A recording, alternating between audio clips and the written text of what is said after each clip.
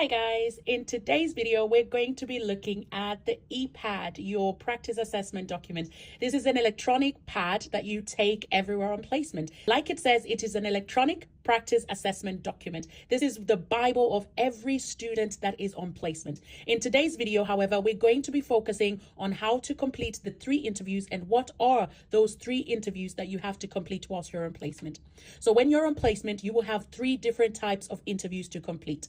This is your initial interview, your midpoint interview, and your final interview. When you start your placement on the first day or the second day, you have to complete what we call an orientation. Then in the first week, or at the end of your first week, you have to complete what we call an initial interview. The initial interview will be completed with your assessor. So you sit down together with your assessor and you complete this initial interview. In this initial interview, you will present your learning objectives that you have for that placement.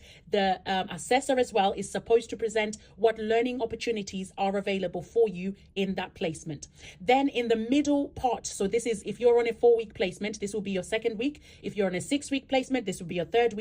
You have to complete the midpoint interview. In the midpoint interview, you're reflecting now. This is where we're using that reflective model, where we're now reflecting on how the skills that you've learned. What have you been able to achieve so far? What have you learned about the placement? Your assessor will also be assessing you. Remember, this is an assessed placement. So your assessor will also be assessing you on the values of the NMC. Remember, this pad is being regulated by the NMC. So everything within this part has to go back to the NMC value and the code. So they will also be a tick box exercise for your assessor to be able to tick that. Once you complete, you submit it for your assessor. Then we have what we call the final interview. This is the last week of your placement where you're reflecting on everything that you have been able to achieve, things that you've learned on that placement, what you think that placement is about. What was the purpose of you being on that placement? And you will be able to do that. You will also be able to link it back. There's a question to link it back to the NMC code as well. So these are the 3 interviews that you have to complete